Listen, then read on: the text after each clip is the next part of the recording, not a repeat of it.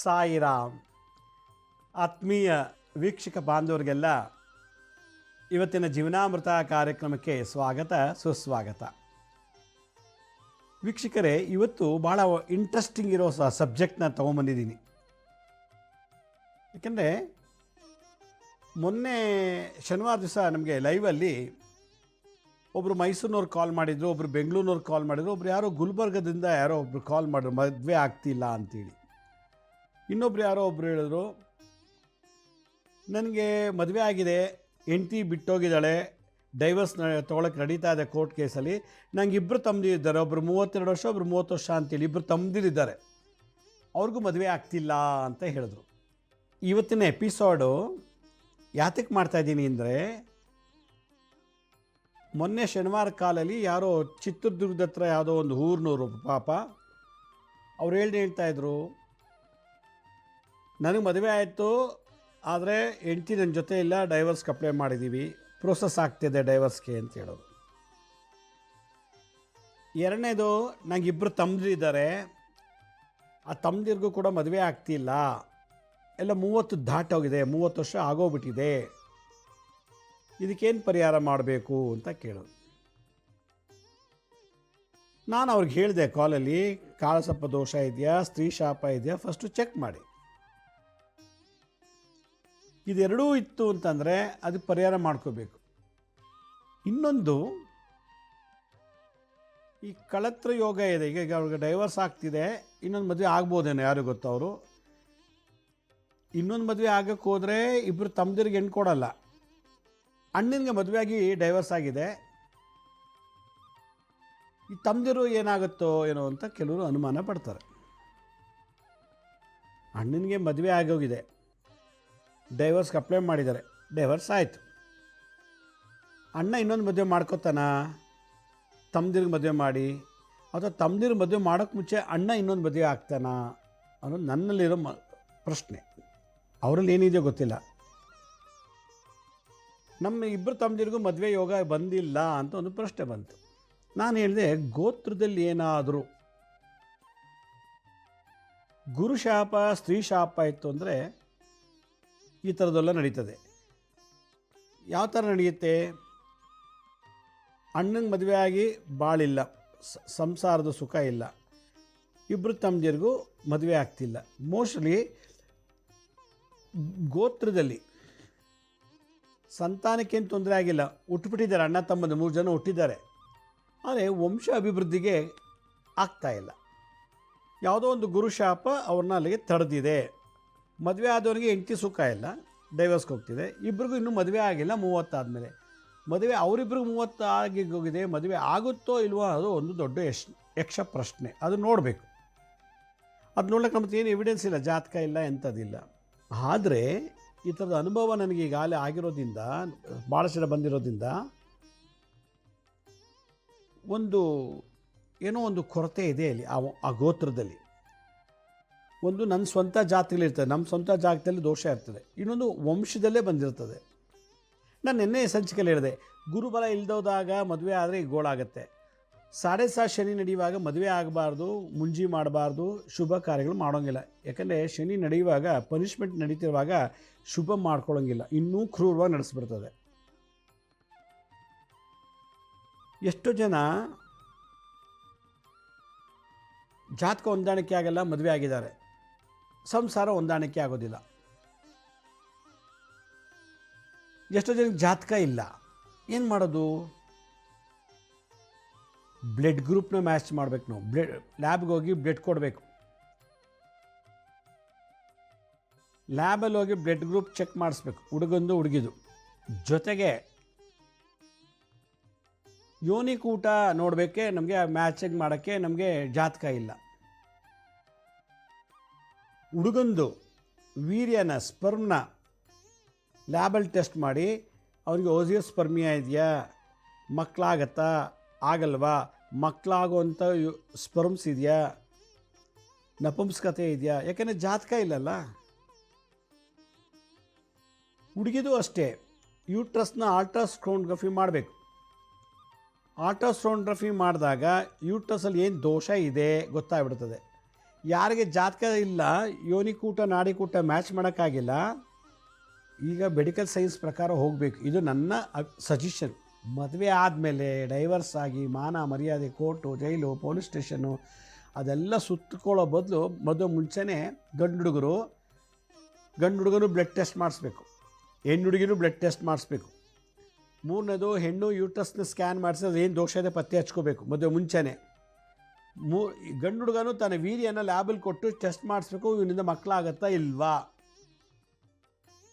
ವೀರ್ಯಾಣುಗಳ ತಲೆ ಎಷ್ಟಿದೆ, ವೀರ್ಯಾಣಲ್ಲಿ ಕತ್ತಿ ಎಷ್ಟಿದೆ, ಬಾಲ ಎಷ್ಟಿದೆ, ಪಸ್ ಇದೆಯಾ, ಮತ್ತು pH ವ್ಯಾಲ್ಯೂ, ಮೊಟ್ಯಾಲಿಟಿ ಅಂದರೆ ಮಾರ್ಪಾಲಜಿ, ಅದು ಶೇಪು, ಕತ್ತು, ತಲೆ, ಬಾಲ ಇವೆಲ್ಲ ಕರೆಕ್ಟಾಗಿ ತಿಳ್ಕೊಂಡು ಮದುವೆ ಮಾಡ್ಕೋಬೇಕು. ಜಾತಕ ಇಲ್ಲ ಅಂದರೆ, ಜಾತಕ ಇಲ್ಲದವ್ರಿಗೆ ಇದೊಂದು ಆಯಿತಾ, ಜಾತಕ ಇರೋರು ಕೂಡ ಟೆಸ್ಟ್ ಮಾಡಿಸ್ಕೊಂಡ್ರೆ ಭಾಳ ಒಳ್ಳೆಯದು. ಮುಂದೆ ಆಗೋ ಎಲ್ಲ ಅನಾಹುತಗಳು ತಡೀಬೋದು. ಮಕ್ಕಳಾಗದಿದ್ರೊಳಗೆ ಮದುವೆ ಮಾಡ್ಕೊಂಬಿಟ್ಟೆ ಅಂತ ಇವ್ನು ಗೋಳಾಡ್ತಾನೆ. ಅವಳು ಮಕ್ಕಳೇ ಆಗಲ್ಲ, ಮದುವೆ ಮಾಡಿದ್ದಾರೆ. ಇವನಿಗೆ ಎಣ್ಣೆ ಸಿಕ್ಕಿಲ್ಲ ಅಂಥೇಳಿ ಯಾವುದೋ ಹೆಣ್ಣು ಸಿಕ್ತು, ಮದುವೆ ಆಯಿತು, ತಾಯಿ ಗರ್ಭಧರ್ಸಕ್ಕೆ ರೆಡಿದ್ದಾಳೆ. ಆದರೆ ಗಂಡನ ವೀರ್ಯದಲ್ಲಿ ಮಕ್ಕಳು ಆಗುವಂಥ ಶಕ್ತಿಯುತ ವೀರ್ಯಾಣುಗಳಿಲ್ಲ, ಸ್ಪರ್ಮ್ಸ್ ಇಲ್ಲ ಸೆಮೆನ್ನಲ್ಲಿ. ಸೆಮೆನ್ ಅನಾಲಿಸಿಸಲ್ಲಿ ಸ್ಪರ್ಮ್ಸ್ ಕೌಂಟ್ಸ್ ಕಮ್ಮಿ ಇದೆ, ಮಾರ್ಪಾಲಜಿ ತಲೆ, ಕತ್ತು, ಬಾಲ ಎಲ್ಲ ತೊಂದರೆ ಡಿಫೆಕ್ಟ್ಸ್ ಇದೆ, ಮೂಮೆಂಟಲ್ಲಿ ದೋಷ ಇದೆ. ಹೀಗಿದ್ದಾಗ ಆಮೇಲೆ ಮದುವೆ ಆದಮೇಲೆ ಡೈವರ್ಸ್ ಕೊಡೋದು, ಇವಳು ಸರಿ ಇಲ್ಲ ಮಕ್ಕಳಾಗಲ್ಲ ಅಂತ. ಅವನಲ್ಲಿ ದೋಷ ಇದೆ. ಶನಿ ನಪುಂಸಕತ್ವವನ್ನು ತೋರಿಸುತ್ತೆ. ವೀರ್ಯಾಣು ಶುಕ್ರ ಗ್ರಹ, ಶನಿ ಶುಕ್ರ ದೋಷ ಇರುತ್ತೆ ಇವನಲ್ಲಿ. ಅವಳಲ್ಲೂ ಅಷ್ಟೇ ಶನಿ ಶುಕ್ರ ದೋಷ ಇರ್ತದೆ. ಅದರಿಂದ ನಾನು ಇದು ತಪ್ಪು ಭಾವಿಸ್ಬಾರ್ದು, ತಪ್ಪು ಅರ್ಥ ಮಾಡ್ಕೋಬಾರ್ದು. ಮದುವೆ ಆದಮೇಲೆ ಇವೆಲ್ಲ ಅನುಭವಿಸೋ ಬದಲು ಒಂದು 10 ನಿಮಿಷ ಹೋಗಿ ಲ್ಯಾಬ್ಗೆ ಹೋಗಿ ಬ್ಲಡ್ಡು, ವೀರ್ಯನ ಟೆಸ್ಟ್ ಮಾಡಿಸಿ, ನಿಮ್ಮ ರಕ್ತ ಮತ್ತು ಯೂಟ್ರಸ್ನ ಹೆಣ್ಮಕ್ಳು ಟೆಸ್ಟ್ ಮಾಡಿಸಿ ಆಮೇಲೆ ಜಾತಕ ಮ್ಯಾಚ್ ಮಾಡಿ. ಇಲ್ಲಾಂದರೆ ದಾಂಪತ್ಯ ಜೀವನ ಚೆನ್ನಾಗಿರೋಲ್ಲ. ಇದು ಒಂದು. ಎರಡನೇದು, ಆರೋಸ್ಕೋಪು ಮ್ಯಾಚ್ ಆಯಿತು, ಇಬ್ಬರಲ್ಲೂ ಏನು ದೋಷ ಇಲ್ಲ, ಮಕ್ಕಳಾಗತ್ತೆ, ಅಪ್ಪನಲ್ಲೂ ಮಕ್ಕಳಾಗೋ ಯೋಗ ಇದೆ, ಹೆಂಡತಿಯೋದು ಮಗುನ ಪಡೆಯೋ ಯೋಗ ಇದೆ. ಆದರೆ ಗೋತ್ರದಲ್ಲಿ ಒಂದು ಶಾಪ ಇದೆಯಲ್ಲ, ಅದು ಇಲ್ಲಿ ಬಿಡುತ್ತಿಲ್ಲ. ಗೋತ್ರದಲ್ಲಿ ಒಂದು ಶಾಪ ಇರ್ತದೆ. ಆ ಶಾಪ ಏನು ಅನ್ನೋದು ಇಂಪಾರ್ಟೆಂಟು. ಹೀಗಾಗಿ ಲವ್ ಮಾಡೋದು ದೊಡ್ಡದಲ್ಲ, ಗುರು ಹಿರಿಯರು ತೀರ್ಮಾನ ಮಾಡಿ ಮದುವೆ ಮಾಡಿಸೋದು ದೊಡ್ಡದಲ್ಲ, ಅವ್ರ ಐಶ್ವರ್ಯ ನೋಡಿ, ರೂಪ ನೋಡಿ, ವಿದ್ಯೆ ನೋಡಿ, ಕೆಲಸ ನೋಡಿ ಹೆಣ್ಣು ಕೊಡೋದು ದೊಡ್ಡದಲ್ಲ. ಆಮೇಲೆ ಏನು ಅನ್ನೋದೇ ದೊಡ್ಡ ಪ್ರಶ್ನೆ. ಅದರಿಂದ ಕಳ್ತನ ಆದಮೇಲೆ ಕಿಟಕಿ ಬಾಗಿಲು ಮುಚ್ಚಿಬಿಟ್ಟು ಆಮೇಲೆ ಹೋಗಿ ಪೊಲೀಸ್ ಸ್ಟೇಷನ್ ಕಂಪ್ಲೇಂಟ್ ಕೊಡೋ ಬದಲು ಕಳ್ತನ ಆಗೋಕ್ಕೆ ಮುಂಚೆನೇ ಕಿಟಕಿ ಬಾಗಿಲು ಭದ್ರ ಮಾಡಿಕೊಂಡ್ರೆ ಕಳ್ತನವೂ ಆಗಲ್ಲ, ಪೊಲೀಸ್ ಸ್ಟೇಷನ್ಗೆ ಹೋಗೋ ಕೂಡ ಅವಶ್ಯಕತೆ ಇರೋದಿಲ್ಲ. ಹಾಗೆ ಮದುವೆ ಆದಮೇಲೆ court, divorce, police station, hospital, IVF ಮಾಡಿಸೋ ಬದಲು ಮದುವೆ ಮುಂಚೆನೇ ಇವೆಲ್ಲ ನೋಡ್ಕೊಂಡ್ಬಿಟ್ರೆ ಭಾಳ ಒಳ್ಳೆಯದು ಅಂತ ನನ್ನ ಅಭಿಪ್ರಾಯ. ಇಲ್ಲಿ ಭಾಳ ನಾನು ಮೈಕ್ರೋ ಲೆವೆಲಲ್ಲಿ ಹೇಳ್ತಾ ಇದ್ದೀನಿ. ಒಂದು ಹುಡುಗ ಹುಟ್ಟಿದ, ಬೆಳೆದ, ಕಾಲೇಜ್ಗೆ ಹೋದ, ಡಿಗ್ರಿ ತೊಗೊಂಡ, ಇಂಜಿನಿಯರ್ ಓದ್ದ, ಸಾಫ್ಟ್ವೇರ್ ಕಂಪ್ನಿ ಕೆಲಸ ಸಿಕ್ತು, ಒಳ್ಳೆ ಹುಡುಗಿನ ಲವ್ ಮಾಡ್ದ, ಮದುವೆ ಆಯಿತು. ಲವ್ ಮಾಡಿ ಮದುವೆ ಆಗಿರೋದಿದು. ಮನೆಯವರೆಲ್ಲರೂ ಇಷ್ಟಪಟ್ಟು ಮದುವೆ ಮಾಡಿಸಿಲ್ಲ, ಅವ್ರು ಇಷ್ಟಪಟ್ಕೊಂಡು ಮದುವೆ ಆಗಿದ್ದಾರೆ, ಅದು ಓಕೆ, ನನಗೂ ಖುಷಿ. ಲವ್ ಮಾಡಿ ಮದುವೆ ಮಾಡ್ಕೊಂಡಿದ್ದಾರಲ್ವ. ಯಾಕೆಂದರೆ ಭಾಳವ್ರು ಇವರು ಅಪ್ಪ ಅಮ್ಮದಿರಲ್ಲ.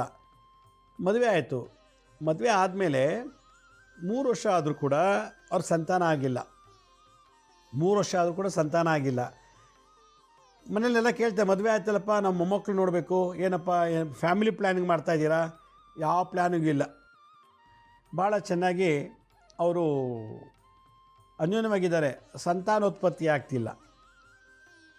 ಡಾಕ್ಟರ್ ಹತ್ರ ಹೋದ್ರಂತೆ, IUI ಮಾಡಿಸಿದ್ರು, 4 ಸಲ ಫೇಲ್ ಆಯಿತು. IVFಗೆ ಹೋಗಿ 6 ಲಕ್ಷ ಖರ್ಚಾಗತ್ತೆ, ಮಗು ಆಗ್ಬೋದು ಅಂತೇಳಿ ಗ್ಯಾರಂಟಿ ಕೊಡಲ್ಲ, ಬಟ್ IVIಗೆ 6 ಲಕ್ಷ ಆಗುತ್ತೆ ಅಂತೇಳಿ ಗ್ಯಾರಂಟಿ ಇಲ್ಲ ಅಂತ ಅವರು ಒಂದು ಕಡೆ ಹೇಳ್ತಾರೆ. 100% ಮಗು ಆಗಿಬಿಡುತ್ತೆ ಅಂತ ಅವ್ರು ಬರೆದು ಕೊಡಲ್ಲ, ಹೇಳೋದು ಇಲ್ಲ. ಇದು ಒಂದು ದೋಷ. ಇನ್ನೊಂದು ಕಡೆ ಯಾರೋ ಒಬ್ಬರು ಒಂದು ಹುಡುಗಿನ ನೋಡಿ ಮದುವೆ ಮಾಡಿದ್ದಾರೆ. ಹುಡುಗನೂ ಅಪ್ಪ ಅಮ್ಮ ಒಪ್ಕೊಂಡಿದ್ದಾರೆ, ನನಗೂ ಇಷ್ಟ ಆಯಿತು ಅಂತ ಮದುವೆ ಮಾಡ್ಕೊಂಡಿದ್ದು. ಲವ್ ಮ್ಯಾರೇಜ್ ಅಲ್ಲ, ಅರೇಂಜ್ ಮ್ಯಾರೇಜ್. ಅವ್ರಿಗೂ ಅಷ್ಟೇ ಮದುವೆ 4-5 ವರ್ಷ ಆದ್ರೂ ಇನ್ನೂ ಮಕ್ಕಳಾಗಿಲ್ಲ. ಇಲ್ಲಿ ಜಾತಕ ನೋಡಿ ಮದುವೆ ಮಾಡಿದಾರೋ ಏನೋ ನನಗೂ ಗೊತ್ತಿಲ್ಲ. ಅದು ಮದುವೆ ಅಂತೂ ಆಯಿತು. ಮದುವೆ ಅನ್ನೋ ಶಾಸ್ತ್ರ ನಡೆದೋಯ್ತು ಜಾತಕದಲ್ಲಿ. ಅದು ಕರ್ಮ ನಡೆದಿತ್ತು, ಕರ್ಮ ನಡೆದೋಗಿದೆ. ಈ ಜನ್ಮದಲ್ಲಿ ಹುಟ್ಟಿದ್ರು ಬೆಳೆದ್ರು ಮದುವೆ ಆಗಬೇಕು, ಆಗೋಯ್ತು. ಸಂತಾನ ಇಲ್ಲ. ಇನ್ನೊಂದು ಅರೇಂಜ್ ಮ್ಯಾರೇಜು, ಗುರು ಹಿರಿಯರು ನಿಶ್ಚಯಿಸಿ ಮದುವೆ ಮಾಡಿದರೆ, ಮಕ್ಕಳಿಲ್ಲ, ಆದರೆ ಮದುವೆ ಆಗೋಯ್ತು. ಇನ್ನೊಂದು ಮದುವೆ ಆಗಿದೆ, ಹೆಂಡತಿ ಜೊತೇಲಿ ಬಾಳ್ತಾ ಇಲ್ಲ, ಇಬ್ಬರು ಸಂಸಾರ, ದೈಹಿಕ ಸುಖ ಇಲ್ಲ, ಅದು ಕೂಡ ಅರೇಂಜ್ ಮ್ಯಾರೇಜೇ. ಹೀಗೆ ಮದುವೆ ಅಂತ ಆಗಿದೆ, ಆದರೆ ಗಂಡ ಹೆಂಡತಿ ಜೊತೆಲಿಲ್ಲ, ಡೈವರ್ಸ್ ಆಗ್ಬೋದು ಅಥವಾ ಬೇರೆ ಆಗ್ಬೋದು. ಗಂಡ ಹೆಂಡತಿ ಜೊತೆಲಿದ್ದಾರೆ, ಮಕ್ಕಳಿಲ್ಲ. ನೋಡಿ, ಈ ಫಾರ್ಮುಲಾ ಅರ್ಥ ಮಾಡ್ಕೋಬೇಕು. ಮದುವೆ ಆಗಿದೆ, ಡೈವರ್ಸ್ ಆಗಿಲ್ಲ, ಆದರೆ ಮಕ್ಕಳಿಲ್ಲ. ಮದುವೆ ಆಗಿದೆ, ಡೈವರ್ಸ್ ಆಗೋಯ್ತು, ಮಕ್ಕಳಿಲ್ಲ. ಮದುವೆ ಆಗಿದೆ, ಡೈವರ್ಸ್ ಕೊಟ್ಟಿದ್ದಾರೆ, ಇನ್ನೊಂದು ಸಲ ಮದುವೆ ಆಗಬೇಕು ಅಂತ ಒಂದು ಕಡೆ ಮನಸ್ಸಿದೆ. ಅದೇ ಮೊನ್ನೆ ಇವತ್ತು ಚಿತ್ರದುರ್ಗದಲ್ಲಿ ಕಾಲ್ ಮಾಡಿದ್ರು ಒಬ್ಬರು, ಶನಿವಾರ ದಿವಸ. ನನ್ನ ಮದುವೆ ಆಗಿ ಡೈವರ್ಸ್ ಆಗಿದೆ, ನನಗೂ ಈಗ ಮದುವೆ ಆಗಬೇಕು, ಇಬ್ಬರು ತಮ್ಮದಿರಿಗೂ ಮದುವೆ ಆಗಿಲ್ಲ ಅಂದರೆ ಏನಿರ್ಬೋದು? ಇದು ಸ್ವಂತ ಜಾತಕ ದೋಷ ಇರ್ಬೋದು. ಈಗ ನನಗೆ ಮದುವೆ ಆಯಿತು, ಮಕ್ಕಳಾಗ್ತಿಲ್ಲ, ಅಥವಾ ನನಗೆ ಮದುವೆ ಆಗಿದೆ, ಡೈವರ್ಸ್ ಆಯಿತು, ಇದು ನನ್ನ ಸ್ವಂತ ಜಾತಕ. ವಂಶದಲ್ಲಿ ಇದೆಯಲ್ಲ ರಕ್ತ, ಆ ವಂಶ ವೃಕ್ಷದಲ್ಲಿ ಬಂದಿದೆಯಲ್ಲ ಜೆನೆಟಿಕ್ಸ್, ಹೆರಿಡಿಟರಿ, ಅದು ತೆಗಿಬೇಕಿಲ್ಲಿ. ಅದು ಅರೇಂಜ್ ಮ್ಯಾರೇಜೋ ಲವ್ ಮ್ಯಾರೇಜೋ ಏನೋ ಅದು ಬೇರೆ ಪ್ರಶ್ನೆ. ಸಂತಾನ ಆಗ್ತಿಲ್ಲ, ಗಂಡ ಹೆಂಡತಿ ಜೊತೆಲಿಲ್ಲ, ಅನ್ಯೋನ್ಯ ಇಲ್ಲ, ಡೈವರ್ಸ್. ಈ 4 ಪ್ರಾಬ್ಲಮ್ಗೆ ಜಾತಕ ನೋಡಬೇಕು.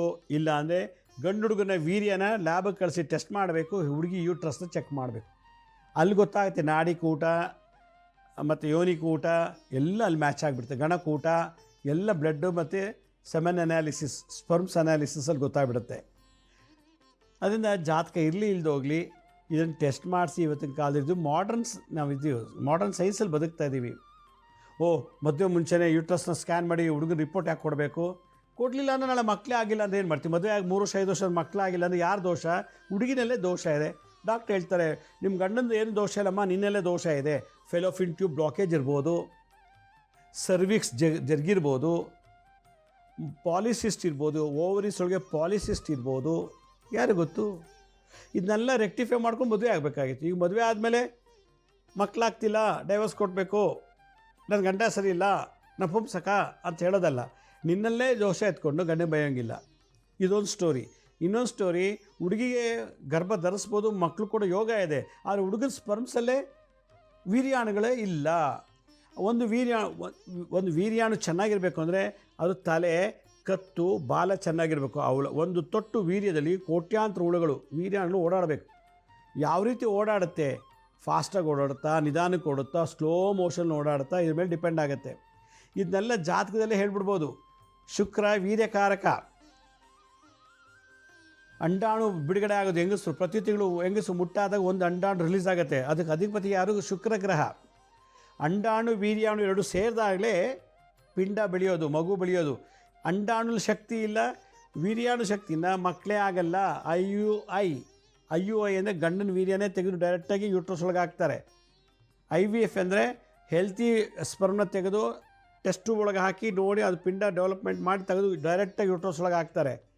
ಗಂಡನ ವೀರ್ಯ ಚೆನ್ನಾಗಿಲ್ಲ ಅಂದರೆ ಬೇರೆ ವೀರ್ಯ ಡೋನರ್ಸ್ ಇರ್ತಾರೆ, ಬೇರೆ ಅವಳು ಗಂಡಸದು ವೀರ್ಯ ತೆಗೆದು ಹಾಕಿ ಅದನ್ನು ತೆಗೆದು ಇವಳು ಹೊಟ್ಟೆ ಒಳಗೆ ಯೂಟ್ರಸಲ್ಲಿ ಹಾಕ್ತಾರೆ. ಇದು IVF ಅಂತ. ಇದಕ್ಕೆಲ್ಲ ಶುಕ್ರ ಗುರು ಎಲ್ಲ ಪ್ರಾಬ್ಲಮ್ ಮಾಡಿರ್ತಾರೆ. ಈ ಥರ ದೋಷಗಳು ಇತ್ತೀಚೆಗೆ ಜಾಸ್ತಿ ಆಗ್ತಿದೆ. ಇದೆಲ್ಲ ಅಲ್ದೇ ಮದುವೆ ಮುಂಚೆನೇ ಒಂದು ಹುಡುಗಿ ಮದುವೆ ಆಗೋಕ್ಕೆ ಮುಂಚೆ ಕಾಲೇಜಲ್ಲಿ ಓದುವಾಗ ಅಥವಾ ಕೆಲಸ ಸೇರಿದಾಗ ಪರಪುರುಷ ಜೊತೆ ಸುಖ ಪಡೆದಿರ್ತಾಳೆ, ಟ್ಯಾಬ್ಲೆಟ್ಸ್ ತೊಗೊಂಬಿಟ್ಟಿರ್ತಾಳೆ ಮಕ್ಕಳಾಗಬಾರ್ದು ಅಂತೇಳಿ. ಅದು ಒಂದು ದೋಷ ಇರುತ್ತೆ. ಈಗ ಮದುವೆ ಆದಮೇಲೆ ಮಕ್ಕಳಾಗಲ್ಲ ಅವಳಿಗೆ. ಇವನ ಮದುವೆ ಮುಂಚೆನೇ ಕಾಲೇಜು ಮತ್ತು ಅಲ್ಲಿ ಇಲ್ಲಿ ಸ್ಕೂಲು, ಕಾಲೇಜ್ಗೆ ಹೋಗ್ತಾನೆ, ಡಿಗ್ರಿ ಆಯಿತು, ಆಫೀಸ್ಗೆ ಹೋಗ್ತಾನೆ, ಕಂಡು ಹೆಂಗಸರು ಮಕ್ಕಳ ಜೊತೆ ಎಲ್ಲ ಇವನು ಸುಖ ತೊಗೊಂಬರ್ತಾನೆ. ಇವನಿಗೇನೋ ಇನ್ಫೆಕ್ಷನ್ ಆಗುತ್ತೆ, ಮದುವೆ ಆದಮೇಲೆ ಮಕ್ಕಳಾಗೋದಿಲ್ಲ. ಇದು ಒಂದು ಕಾಯಿಲೆ ಇದೆ. ಅದಕ್ಕೆ ಒಂದು ಹುಡುಗ ಕಂಡು ಹೆಂಗಸರ ಜೊತೆ ಎಲ್ಲ ಸುಖ ಪಡ್ತಾನೆ ಅಂದರೆ ಅದು ಬಹುಪತ್ನಿ ಯೋಗ. ಅವನಿಗೆ ಜಾತಕದಲ್ಲಿ ಹಲವಾರು ಹೆಂಡತಿಯರು ಯೋಗ ಇದೆ ಅಂತ.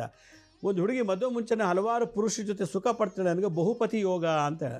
ಪತಿ ಪತ್ನಿ ಯೋಗ ದುಃಖಳತ್ರ ಇರ್ತದೆ. ಹೀಗಾಗಿ ಅವ್ರಿಗೆ ಈ ಥರ ದೋಷಗಳಿರ್ತದೆ.